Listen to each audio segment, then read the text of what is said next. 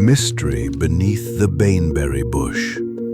Explained by the novel by Emma Jean H. Rose, based on the Thomas Jefferson Beale Ciphers. Episode 4. The Code Within the Code.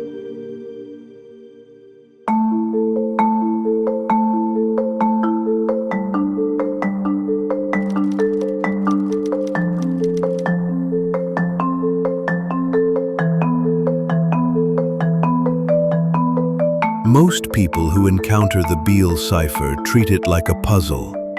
Emma Jean H. Rose treated it like a journal. There was no key, no pattern, just long hours, trial, and intuition.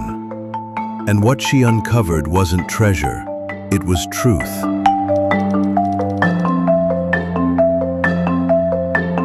The only thing I can answer about that question is I reasoned that if paper number 2 had been deciphered with the Declaration of Independence, so would papers number 1 and number 3 have been deciphered the same way.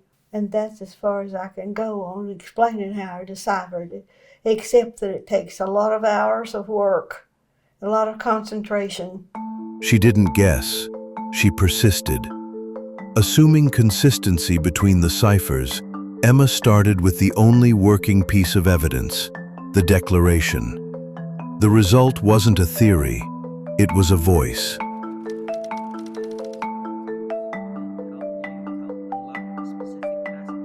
There was no patterns or no clues as to how to do it. It was an idea that I thought made sense. They just couldn't see what I saw. What others dismissed, Emma saw as structure. She didn't find a map, she found a manuscript, a voice encoded in numbers, a personal logic only she followed, and then proved.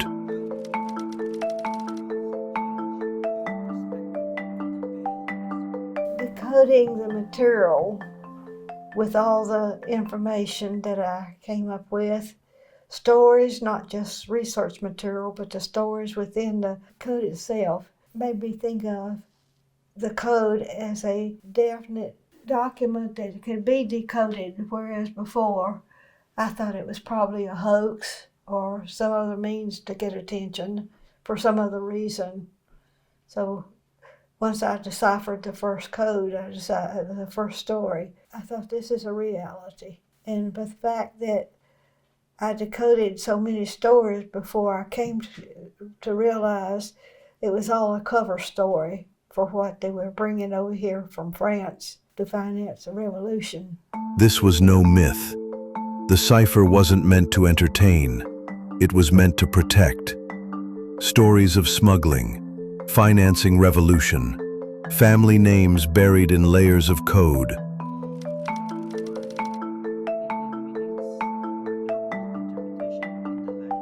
I didn't find any hidden meanings in the language of the code, but double interpretations.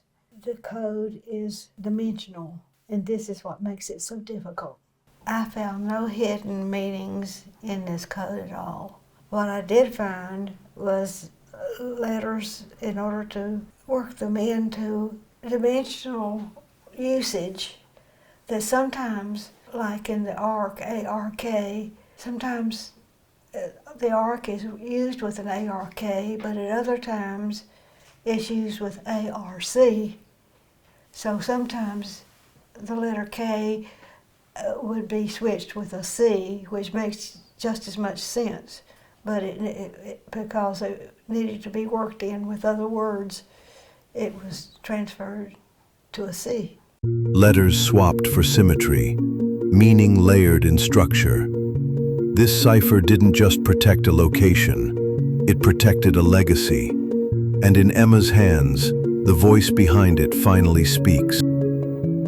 Emma Jean Rose decoded more than a journal. She uncovered a legacy, once hidden, now revealed. A cipher not of gold, but of secrets. Yet even now, one question remains. What if the greatest secret is still hidden in the code? And so we're left to wonder, Is this truly the end of the cipher, or only the beginning?